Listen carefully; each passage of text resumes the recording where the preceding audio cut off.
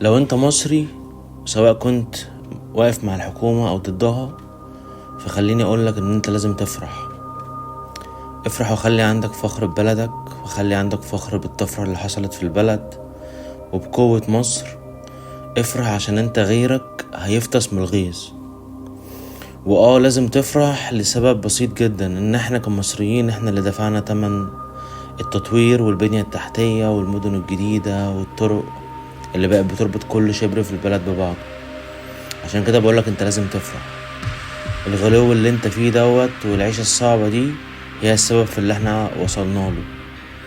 افرح ان انت ليك جيش قوي، افرح ان انت بلدك الكل حواليها بيغير منها، وان انت العدو الباطش اللي شاط في المنطقة كلها جه عندك ومعرفش حتى يكسر لك كلمة. افرح عشان لولا قوة جيشك ولولا قوة بلدك كان زمان سيناريو التهجير اتنفذ، وكان زمان اخواتنا الفلسطينيين جم هنا في مصر، وكان زمان سينا احتلت تاني. فانت بعد كل التعب لازم تفرح. افرح حتى لو الفرحة تمنها غالي، تمنها ان الدنيا بقت غالية عليك، تمنها ان كل حاجة ما بقتش مكفية، تمنها ان احنا ما عادش فيه طبقة متوسطة، بقينا طبقة شبه متوسطة. افرح حتى لو الفرحة تمنها غالي. افرح حتى لو ما حسيتش بعائد الاصلاحات اللي حصلت واللي لسه بتحصل في البلد. خليني اقول لك حاجة كمان تخليك تفرح، ان مش مصر بس اللي غالية. لو سافرت اي بلد تانية كمان هتلاقي اغلى من مصر في حاجات كتير. بحكم غربة 7 سنين برا مصر عرفت ان كل حاجة في الدنيا ليها تمن، وتمن غالي. الامن ليه تمن، النظافة ليها تمن، الكفاءة والصيانة والنظام، كل حاجة من الحاجات دي ليها تمن. ومع كل الصعوبات اللي احنا بنعيشها كمصريين، انا شايف ان احنا لازم نلاقي حاجة تفرحنا.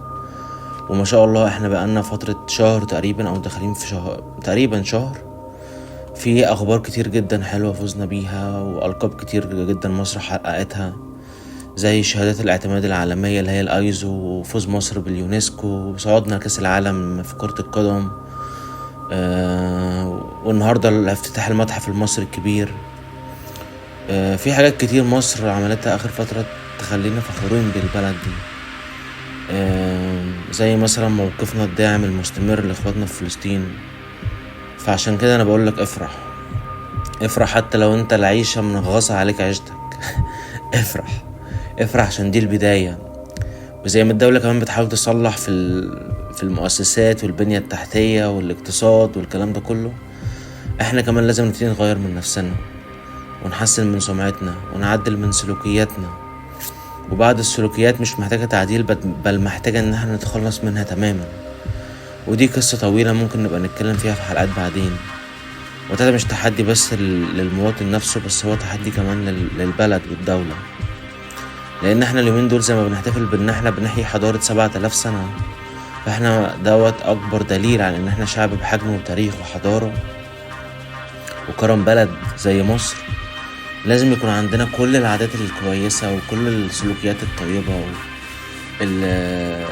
وننبذ ونتخلص من كل سلوك او عادة دخيلة بدأت تشوه من هويتنا كمصريين او كعرب مسلمين. اعتقد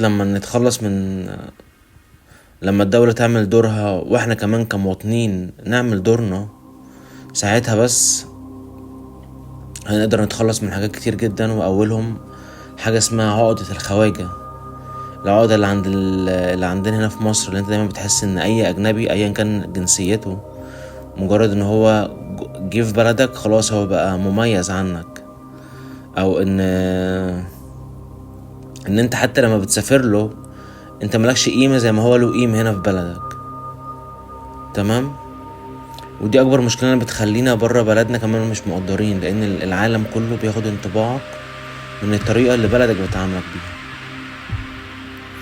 وبمناسبة الافتتاح المتحف المصري الكبير، نفسي كلنا نفهم مرة تانية ان احنا زي ما بنحيي حضارة سنين طويلة الافات السنين، لازم نحيي كرامتنا احنا كمان، ونعامل الناس بندية ولكن باحترام مش بنقص. احنا محدش احسن مننا. مش عادل كمان ان في ناس تدخل بلدنا من غير تأشيرة، واحنا لما نحاول نسافر ليهم نقف على بوابات السفارات بشهور. احنا مش اقل منهم في علم ولا في حضارة ولا في تاريخ، بل بالعكس، احنا يكفينا شرف ان اسم بلدنا اتذكر في القرآن وان ربنا تجلى على ارضها.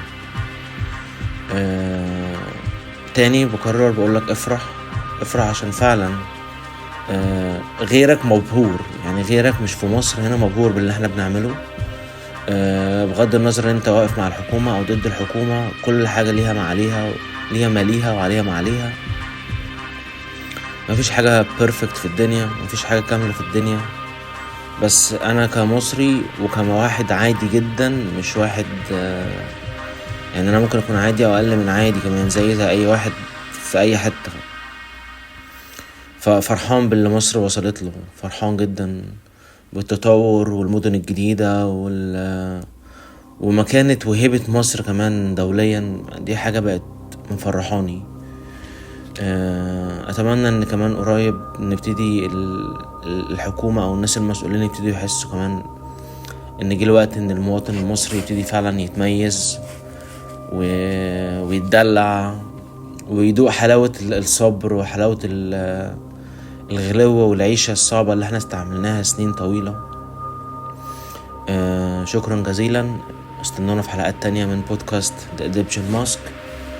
هنتكلم في مواضيع كتير جدا جدا جدا يخطر على بالك او ما يخطرش على بالك. بشكرك، اتمنى تكون صديقي وصاحبي وتشترك في القناة. شكرا جزيلا، سلام.